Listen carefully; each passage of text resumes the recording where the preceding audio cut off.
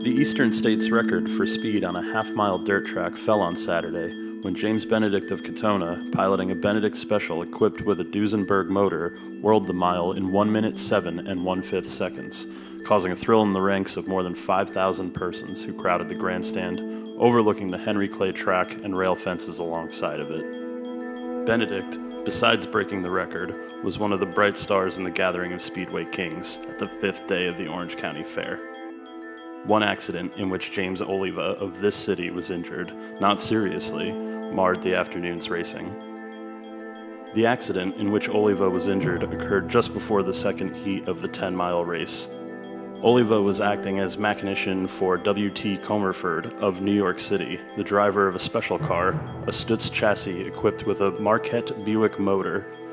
Driver Comerford was just about to round the last curve of the track, preparatory to completing one lap, when the three starters in the second heat of the 10-mile race came up in the rear, and one of them shouted to him. Driver Comerford turned to look, and as he did, took the curve too wide, climbed the bank on the right side of the track where a huge boulder caused his car to turn completely over and right itself on the track. The crowd in the grandstand rose to its feet as the accident occurred in full sight, and started a mad rush to the spot.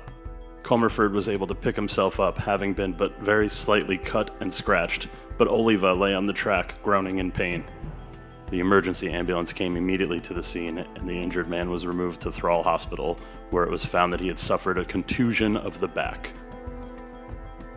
Of the 6 racing events outside of the exhibition run of Benedict, the 5th event, a 10-mile race, was the most exciting, for it was this event that the blue car of James Benedict won by no more than the proverbial nose, although he could have won by a great deal more.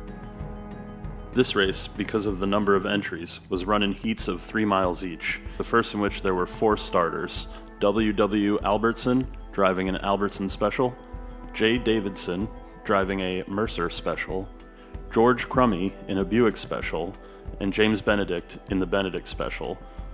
The Mercer and the Benedict qualified, making the 3 miles in 4 minutes and 7 seconds. In the second heat, Frank Bell in a Chalmers Special and Johnny Ryan driving a Ford Special were the winners, beating out Rene Goriond in a Mercer Special, which was compelled to drop out at the end of the first mile. W. Albertson also qualified, third in the fastest heat. The 5 cars then lined up for the final, the Chalmers Special having the pole position. Benedict immediately jumped into the lead, although Bell made a desperate attempt to take it from him, finally succeeding at the beginning of the second mile. The Benedict Special, however, recovered its lead before the track had been lapped once more, and held it until the start of the third mile. For 1.5 miles, during which time the Mercer Special was lapped, the Chalmers led the field.